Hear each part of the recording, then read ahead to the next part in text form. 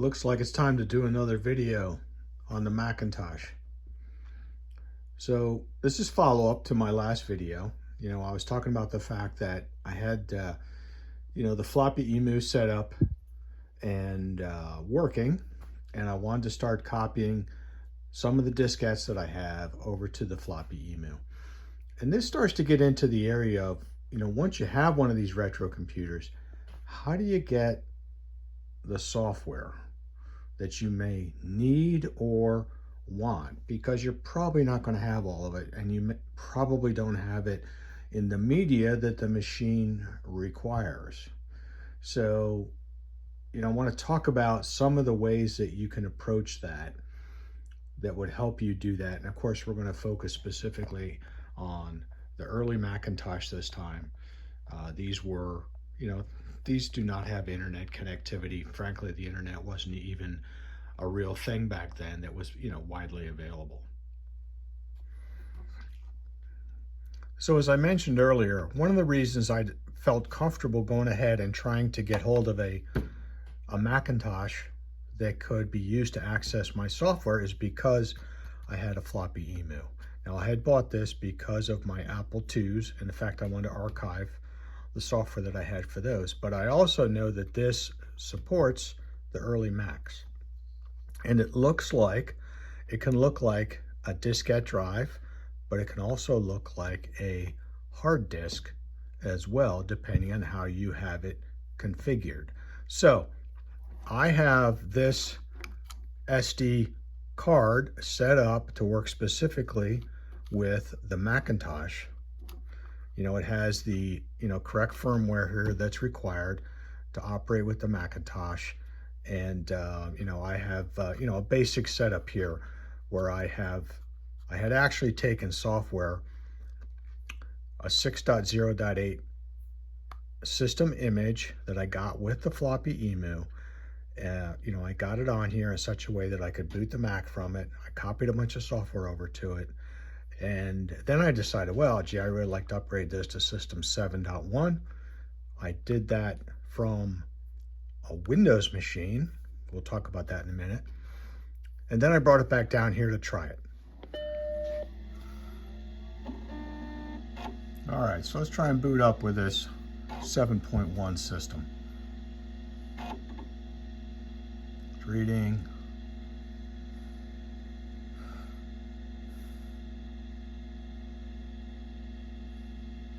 Still reading. Oh, yeah. How disappointing. Now I come down and try it and find out this physical machine does not have enough memory to support it.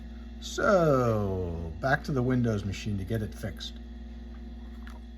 We are on the Windows machine, and what we're going to use here is some Macintosh emulation for the very early 68,000 based processors, right? So these would be what were called the compact Macintoshes. So, there's a very mature community that has built a wonderful set of software that facilitates being able to exchange a lot of software and capability via the internet.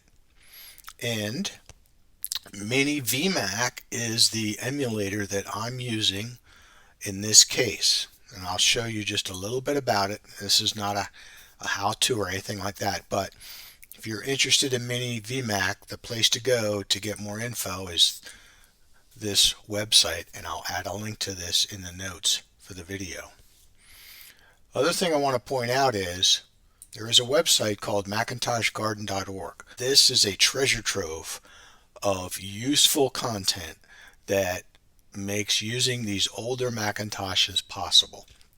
So you're going to need stuff as you get into Mini VMac, right? You're going to need ROMs, this, that, and the other thing. Macintosh Garden is the place to go to obtain that. Another very useful video that was instrumental to me to understanding how to move programs and content from the internet to my Macintosh is really nicely encapsulated in this video done on YouTube by Alex Electronics. So I'm going to put a link to this video out as well in my video notes on YouTube. So let's look at what I have here. So this D drive that I have open in this Windows Explorer represents the content of that little SD card that I was using on the Macintosh. A file that ends with .dsk is understood by the Floppy EMU as being a disk image. So the one I have highlighted right here, HD100 sys 7.1, which by the way is a name I gave it.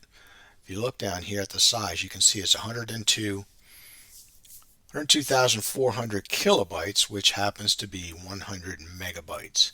So that's the total size that represents, in this case, a hard disk. Also on this drive is the firmware. Okay, this bin file is the Floppy EMU support for the Macintosh. So that's the basics of what you need to run the Floppy EMU. You can have any number of these DSK files. You can have subdirectories, but I'm keeping this very simple. Up here in this other directory is the contents of what I got from Floppy EMU. You can see there's Apple II disks, Lisa disks, Macintosh, but there's also these two files here. This one, I know from experience, is actually the 100 megabyte file that includes System 6.0.8. So that's the file that I started with. I'm going to rename this. I just copied it over to my SD RAM card. I'm going to call this SD100 sys 6.0.8. So that's just a name I'm giving to it. Alright, so now I've kind of got the basics set up. So I'm going to go back in my directory here, and I have the mini VMac emulator set up to run,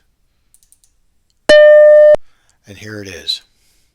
So you can see when it starts up, it's looking for, it's saying, hey, I can't find a disk. Well, that's because by default it starts up without one. The beautiful thing about this is I can simply drag one of these DSK files on here and it immediately sees it. So you notice this is the hard disk 7.1 that did not work on my physical Macintosh. Well, this particular mini VMac is running as 4 megabytes of memory, so it works okay. My actual Macintosh only has 1 megabyte, so it does not work with System 7.1. In this disk image, I copied some of the stuff I wanted over here. I put some stuff in the dev directory. I think I put some stuff in the apps directory. So what I'm going to do now is take this other image, I'm going to call this my target image, bring it over. Macintosh wants to create a desktop file. By the way, while that's going on, I think I can do a control. Oh, wait till it's done. Yeah, so alright, so it's there. I'm going to do a control H so you can see some of the capabilities within the mini VMac. I want to magnify the screen so you can see this even better. So there we just have it zoomed up. I like that. So now I've got both of these hard disk images loaded up, and I just want to replicate this dev directory down here.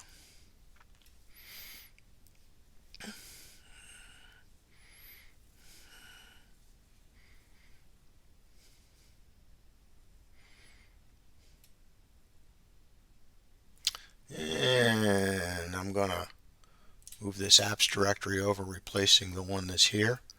I know I copied at least one new app into that folder.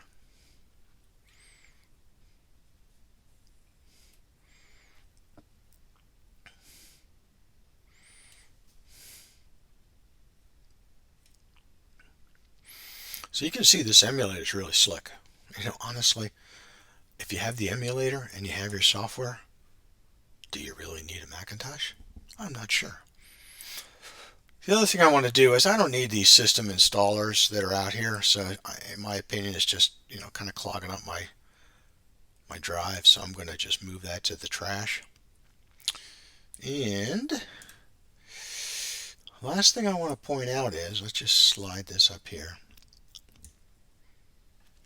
So we have been modifying this hard disk 6.0.8, which is represented by this file right here. And notice the timestamp on that file hasn't changed in Windows at all. I mean, it still says 2015, even though we've obviously written stuff to it through the Mini VMac.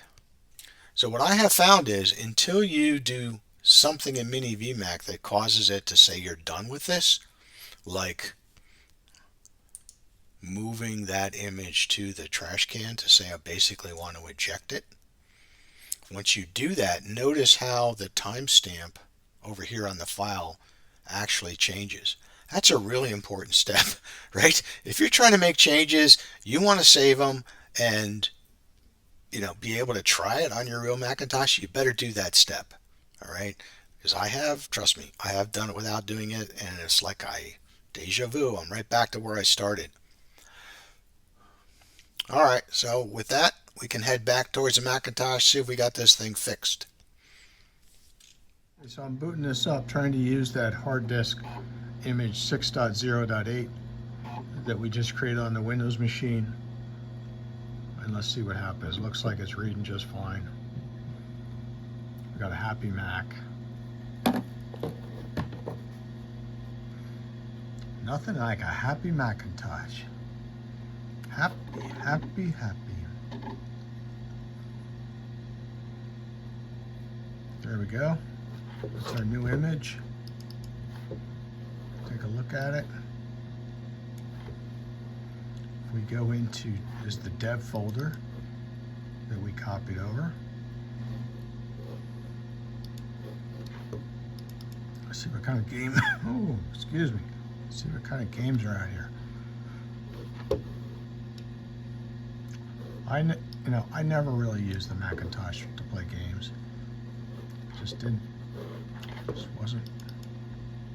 Just wasn't where I was spending my time.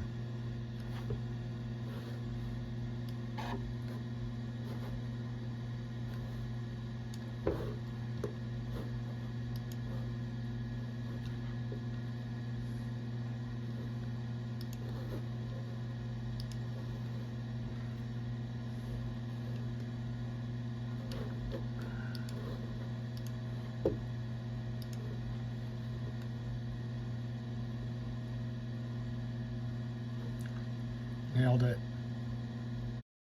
Trying to cover too much ground. Well, if you like these videos and you want to encourage me to keep going, you gotta give me a like, give me a subscribe. Trying to get to 1,000. Only been working on it for 12 years. Shouldn't take much longer. Thanks so much for stopping by. We'll see ya.